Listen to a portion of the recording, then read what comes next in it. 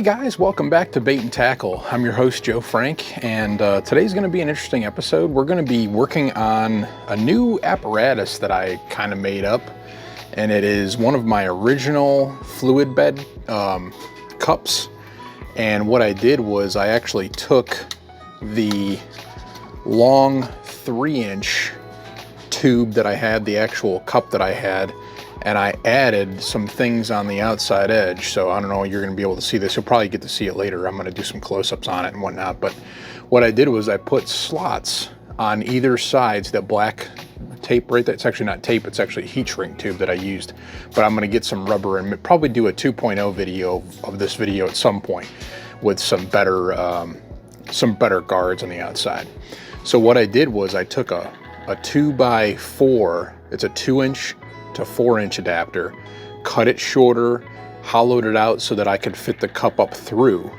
And now the cup goes up through. So this is kind of like a safety catch guard, you know, this whole thing right here. So what I did was I made that to go on here specifically to paint grass piece jigs and specifically to paint spinnerbait jigs.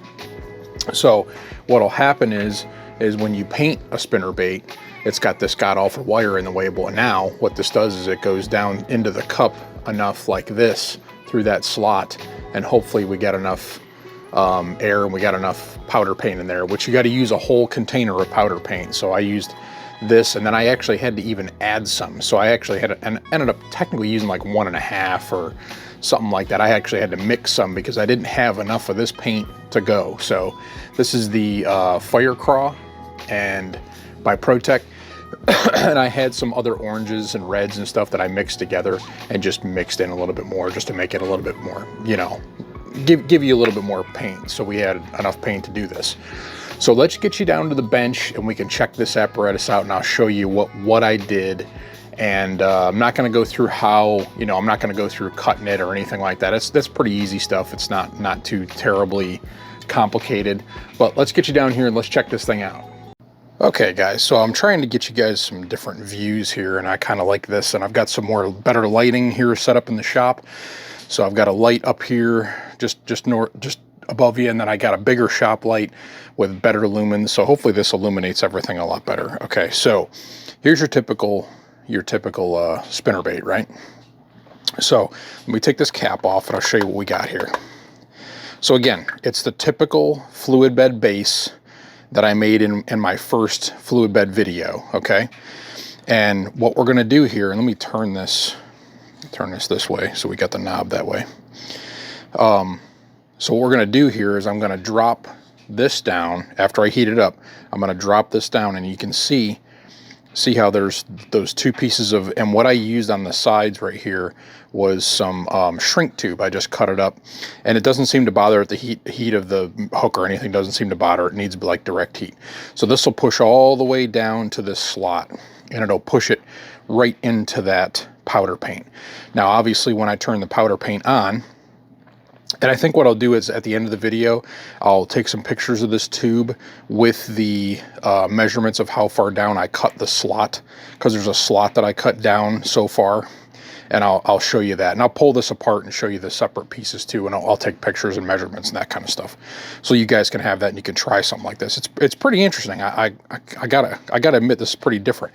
Now the only thing is that, you know, I'm not gonna make a ton of these, but I may have to make a few of these because then that way I can keep the paint in there. And the only thing about this is it doesn't keep the paint sealed. So even with this top on here, it's not keeping that powder paint nice and out of the moisture and everything like that if it gets in the air. So you really have to dump this out. That's the only problem with it. So I don't really have a problem with that.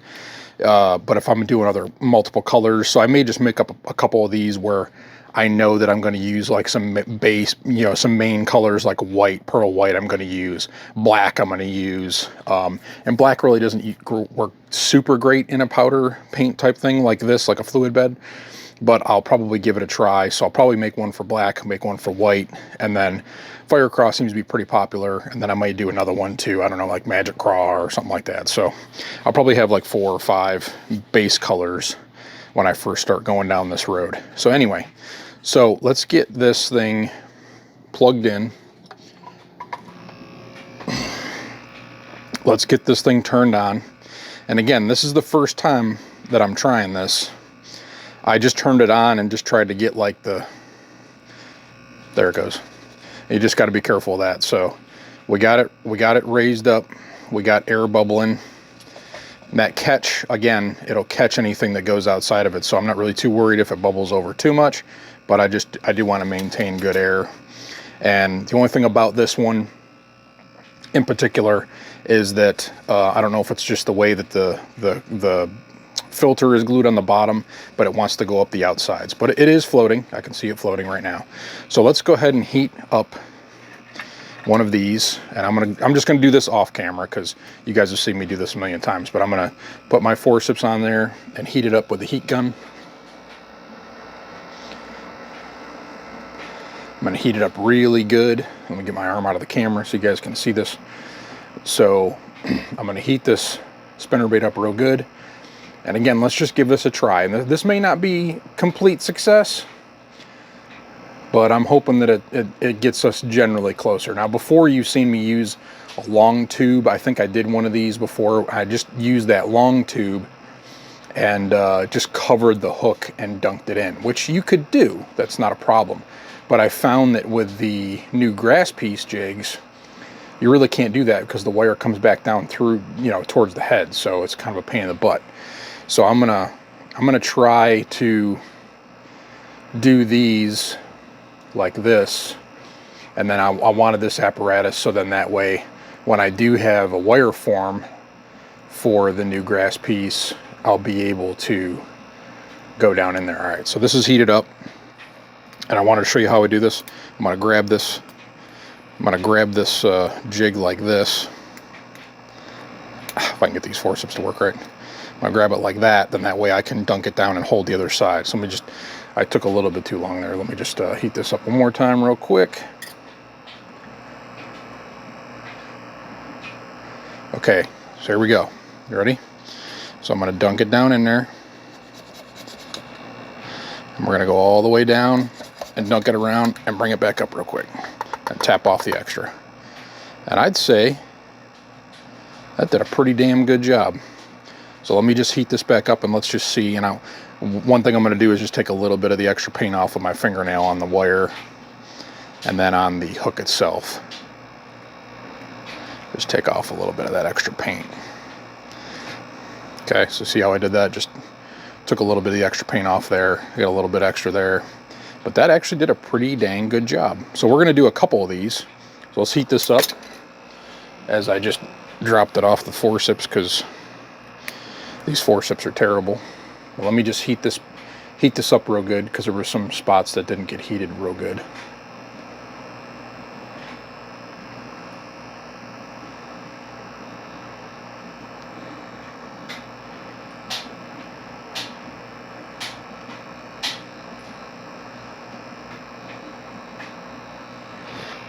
All right, so what do you think, fellas? I coated it pretty good. Did a nice clean paint job there. I'd say that's a success. So I'm gonna set this off to the side, and actually what I need to do is hang this on my hook hanger in my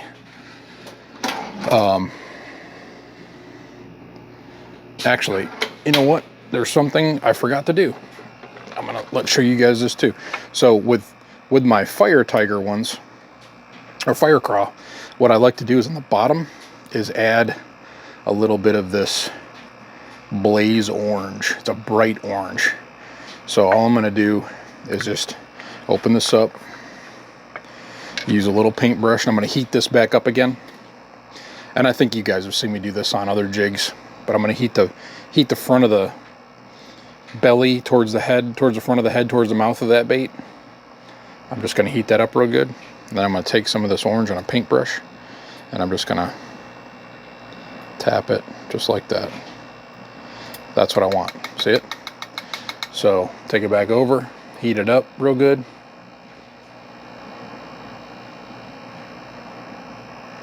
And there it is. So it's got that nice Fire Craw red, and then it's got that orange hot accent right there in the belly. I love it. I love it. All right, so let me go now. I can put this on the wire thing in my toaster oven, which you guys have seen before, so I don't really need to show you guys that. And I've got 3 more to do, but I want to specifically do one that's shorter. And this is one of the grass piece jigs. So you see how short that is on the front, as opposed to how long it is on a spinnerbait. See it? See the difference? So what I'm going to do is heat these up, and I'm going to dunk this one in, and we'll see how this goes. I think this is going to be, yeah, I'll be able to hold on to this wire just because it's so short, but shouldn't really be too much different from the other one. But let's go ahead and we'll just do one more of these, and then I'll do the other ones off camera. But again, just a quick video. I wanted to show you guys this apparatus, and then after we're done with this, I'll break it down and show you guys the apparatus itself and show you what I did. All right, so that's heated up. Here we go. Just make sure that it's still going there, and I didn't bend my forceps up enough. So let me just do that real quick, just adjust them. And here we go. Down in there, give her a shake, and tap her off. Okay. Looks like I missed a little bit, or when I scraped up through, I missed a little bit on that tail section. I'm just gonna put a little bit extra there. Put a little bit extra there. Okay, so there we go. So that's it painted. Oh, sorry. That's it painted. I'm gonna take it over to the heat, apply the heat. Actually, one thing I need to make sure that I remember to do is just get the excess paint off the hook shank and also off the wire form itself, which I don't think it really matters. It's just going to be a little bit of a coating, so it's not really a big deal, but I do like to clean up my stuff so it looks good. There we go. I got most of it off, so there's a little bit on there. It's okay. So heat this up real good on the, and then we'll go ahead and add the belly paint. So let me get this all shined up here.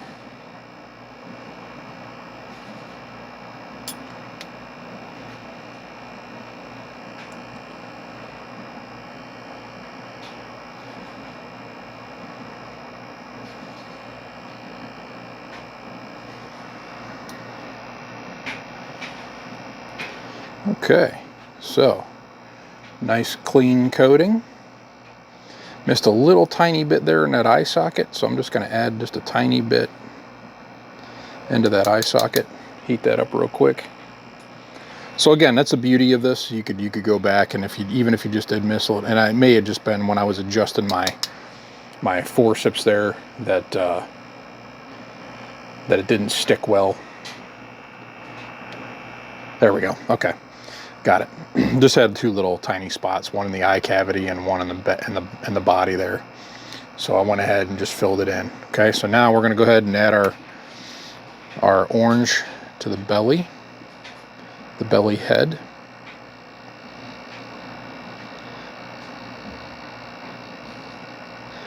And that's plenty. Don't need a ton, just enough to accent it. But you do need enough to make it so that it's not, you know, see-through to the red, because the red's such a dark color. Not a super dark color, but a dark enough color to where you need just a little bit there just to make sure that it comes through. So there's that red to that orange.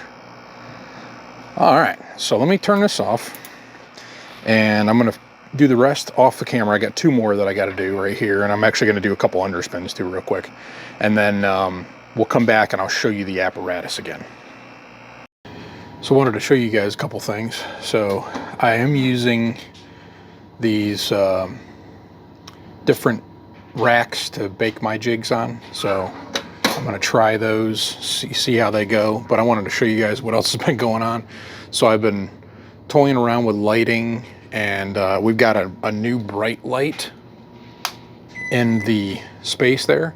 So that significantly brightened up the workspace area. But I've also got these lights above that go across, And I've also got an external monitor now. So when I do my YouTube videos at the plastic station, I can actually watch my camera from here while the camera is actually out here facing down recording. So pretty cool. So we're getting some new toys in here. And where I'm at right now doing the footage for this, I actually have another arm. I got 2 arms there now. One to hold my camera when we're doing the intros and outros, and then the other arm is back here that actually has this bar on it where I can go over top of what I'm working on now, and another bright light. And I've also installed another big bright light on the roof there, so on the ceiling.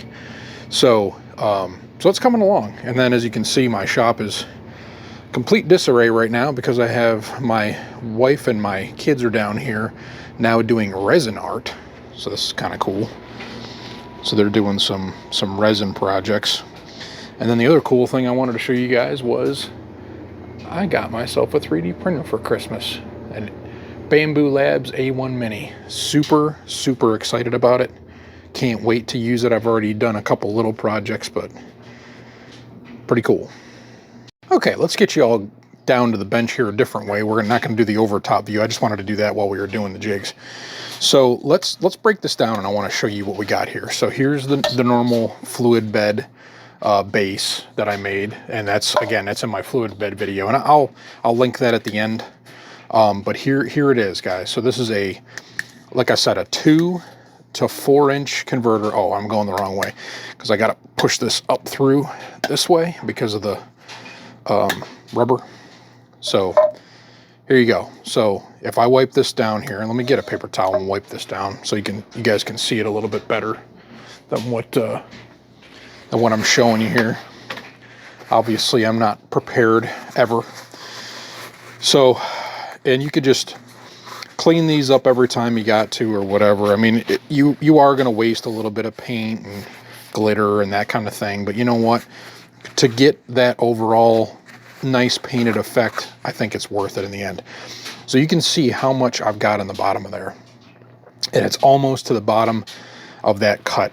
So let's just do some measuring and whatnot, and then that way, and I'll do some pictures at the end too with some measurements. But this cup is actually 4 inches long, not 3.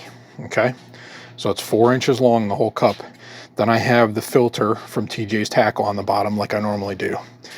The cut marks inside the cup, and I don't know, you guys probably can't see this, but I'm going to do my best to try to do this, is about a little less than 2, so probably like 1 7/8 inch and a half down. That's how I made my slot. So I cut this out on the jigsaw in the garage and just cut down through, you know what I mean, just held the tube and cut it through. So, and wallowed it out a little bit just so you got bigger things. Then what I did was took some shrink tubing, and this is the only thing I had kind of available right now, but I do plan on getting some rubber, some actual rubber stock from Amazon. So I'm going to try that next and see how that goes. Like I said, I think we're going to do a 2.0 of this just to see how it comes out. So I took the shrink tube and I just cut it down the sides, opened it up, so then that way I got 2 pieces, right? And, you know, just bigger shrink tube. It doesn't have to be a certain size, okay? And then I literally super glued it to this. And then after it dried, I cut the slit down all the way to the bottom, okay? And I did it on both sides. Okay, that's all I did. It's very simple, very basic, okay?